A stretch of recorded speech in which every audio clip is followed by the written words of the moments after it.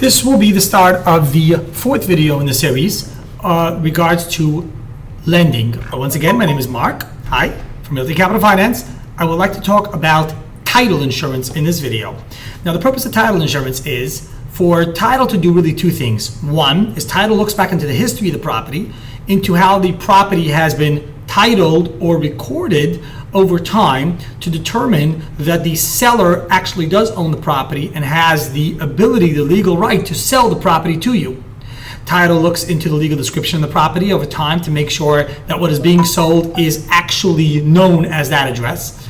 And title also looks into making sure there are no liens on the property. Now, most properties in the United States have liens. Typically, the lien will be, number one lien will be a mortgage. The current owner owes money to the bank on the property, and therefore the bank has a lien on the property. That will typically be paid off at close. That lien, so that it's released, the bank will be paid off so that the lien is released, and therefore the sale occurs, the transfer of ownership. There can also be different kinds of liens. Tax liens. If the current owner has not paid his property taxes, then there will be a tax lien. The local county will put a lien on the property saying the property cannot be sold until the taxes are paid. Once again, that will be paid off at close. There can be utility liens. If somebody did not pay their water bill, the county will put a lien on the property. There's all kinds of liens as well. There could be homeowner association liens. There can be contractor liens. Somebody hires somebody to fix their kitchen, say in their property, and don't pay them. The contractor can put a lien on the property. Now, liens, really, there are a different category of liens. The highest category is tax liens. The government comes first always. They make the rules, they make the laws, and therefore they always put themselves forward. They will get their money. After that, typically is a mortgage, for a typical mortgage from a property. After that will be a second mortgage, a home equity line as it's known, and then afterwards will come utility and contractor liens are last. Now, title will look into the history of the property, make sure that the person owns the property and that the description is correct so that people know exactly what they're buying, as well as making sure there are no liens, and if there are liens, making sure that those liens are removed at the close, are paid off, settled at the close, and therefore the new owner owns the property without any what's called encumbrances or liens. Now, another function of title is to provide what is called title insurance, which means they are providing a policy to us, the person who is going to hold the title, the lien on the property, that if what they claimed was found to be incorrect, there is a challenge. Somebody shows up and says, John Smith did not have a right to sell this property. The property actually belonged to me. He sold it to me last week. Title will protect the sale. They will both fight on our behalf, and if they eventually do lose, the money will be returned. The title insurance is not only for us, it is for the owner of the property as well. We're going to fund only, say, 70, 80%, 85, even 90% of the property, and that's how much coverage we'll have. There's coverage all the way above that, typically up to the full value of the property, for the owner of the property to get whatever finances they have in the property back as well. Title insurance is a must to have. It's just good business. It's typically very inexpensive. I want to say on average to finance a $300,000 purchase, title insurance is like $1,000. There are many other charges in title that the title handles that the borrower needs to understand. There are recording fees. Title's job, outside of just looking in the history of the property to make sure that the seller has the right to sell the property and also providing title insurance, is also to record the new sale, the new note, the mortgage, and the sale in the local county. There are recording fees. There's a lot of documentation that goes into that, and there's typically, you'll see on the HUD, the closing statement, by the closing, numerous charges from title. They're all, most of the time, easily explained, documents, filing. There's transfer taxes in many locations. When you sell a property, you have to pay a tax. Title will handle that for you.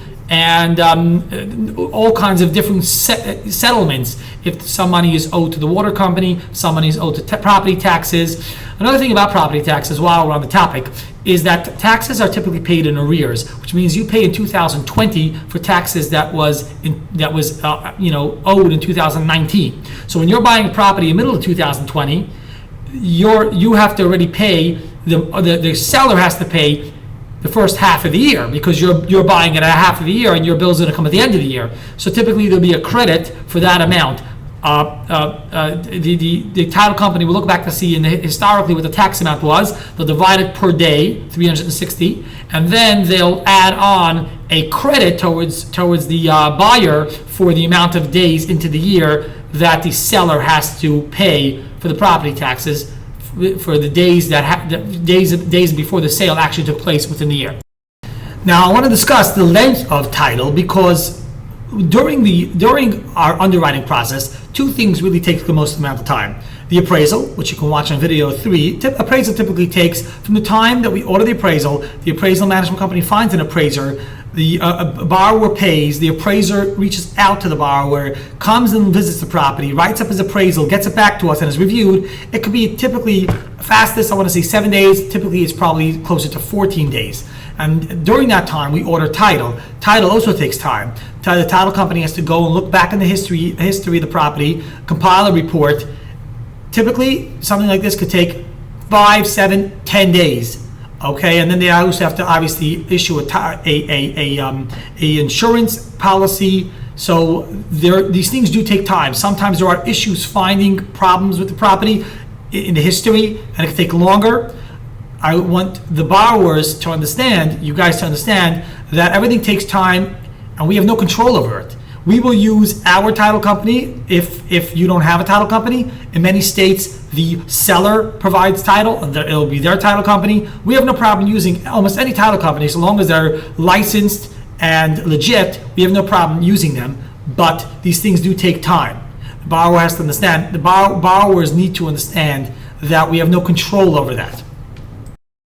Another thing about title is that some states are what you call lawyer states. New York, Georgia, there are certain states that are lawyer states where title needs to be ordered by a lawyer. A lawyer must represent the buyer. We have lawyers in these states, if you don't have a lawyer, who will handle the closing as opposed to the title company. While we're on that topic, typically the closing of the property, the sale, will be handled by title outside of the lawyer stage, which is most states, will be handled by title. The buyer and seller will meet at the title company, and title will handle the documents and the actual close. They will hold the money in escrow, meaning the buyer comes to the sale already with the money being held by title or in a lawyer by lawyer's escrow, which is an account held by them. With our funds, we're funding 70%, 80%. Our funds will be wired in to the escrow, and the buyer will bring his funds as well and give it to the title company to hold in escrow, and they will handle all the funds to send to the current mortgage holder, the lien holder. They'll send the amount of money that's needed to pay that off. They'll send the money that's necessary to the county. They'll give the difference to the seller. They're the ones who handle the close typically. Not to cause any alarm, I mentioned before the title will ensure the sale being accurate. I want to say that out of 200 loans, maybe there's one challenge. Typically it's settled quite quickly. Almost never is there actually a challenge on the sale. Now, typical title insurance, between the title, the recording, documentation, escrow fees, etc., you have to assume that something like this is going to cost, on the lowest end, $1,500. On the high end, it could be as high as $50,000 in states like New York, where there's transfer taxes and mortgage taxes, and these things are completely out of our hand. Just like in the appraisal, which a typical appraisal costs, I want to say, on the low end $400, on the high end $700 on a typical 1 to 4 appraisal. Same thing with the title insurance. Anything title charges, we don't get anything from it. It's out of our hands. These are third-party fees. That buying and selling properties are expensive. There are fees out there that to make sure that it's insured, to make sure it's appraised, to make sure everything's legit. There are costs associated with it, and Realty Capital Finance sees nothing of that. We will only receive what is in our term sheet, which is typically the origination fees and any processing fees. That is it. This concludes the video of the 4th in the series. Before I was interrupted, this concludes the 4th video in the series about title insurance. So far, we've done the overview, we've done credit background check, and we've done appraisals, and now title. The next one will probably be loan LLC docs, corporation documents. Looking forward.